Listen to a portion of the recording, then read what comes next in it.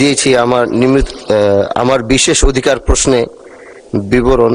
বাংলাদেশ জাতীয় সংসদের অন্তরে সংসদ সদস্য হিসেবে আমি জাতীয় জানমাল ও সম্মান মর্যাদা রক্ষা করা বাংলাদেশ জাতীয় সংসদের দায়িত্ব এবং আমার বিশেষ অধিকার বলে আমি মনে করি।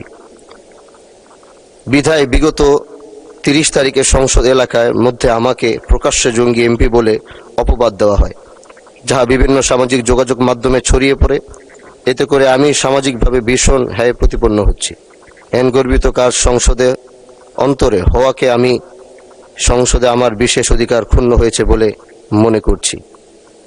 মাননীয় স্পিকার, আসলে আমি এভাবে এখানে দাঁড়াতাম না, শুধু দাঁড়িয়েছি শুধু আমার নিজস্ব ব্যক্তিগত কারণে নয়। আমি চাই যে শব্দটি আমার জন্য ব্যবহার করা হয়েছিল এটি একটি ফ্যাসিস্ট ওয়ার্ড। এগুলো গত 17 বছর ব্যবহার করা হয়েছে, আর এগুলো ব্যবহার করে ভালো মানুষকে, দাড়িওয়ালা টুপিওয়ালা মানুষকে বিভিন্ন অপবাদ দিয়ে বিভিন্নভাবে তারা হেয় প্রতিপন্ন করেছে।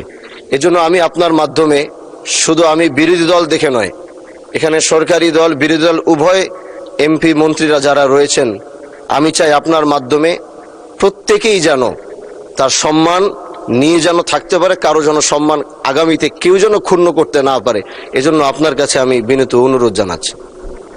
ধন্যবাদ মাননীয় সদস্য। মাননীয় সদস্যের বিশেষ অধিকারের প্রশ্নটি উত্থাপিত হলো।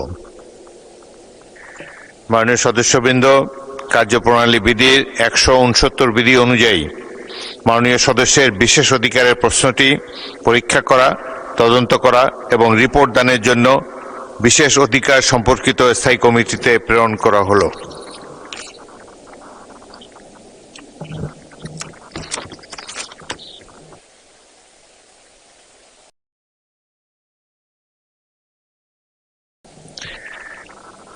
মাননীয় সদস্যবৃন্দ, দিনের কার্যসূচিভুক্ত জরুরি জনগুরুত্বপূর্ণ বিষয় মনোযোগ আকর্ষণ বিধি 71-এর আওতায় প্রাপ্ত নোটিশ সমূহের নিষ্পত্তি স্থগিত রাখা হলো।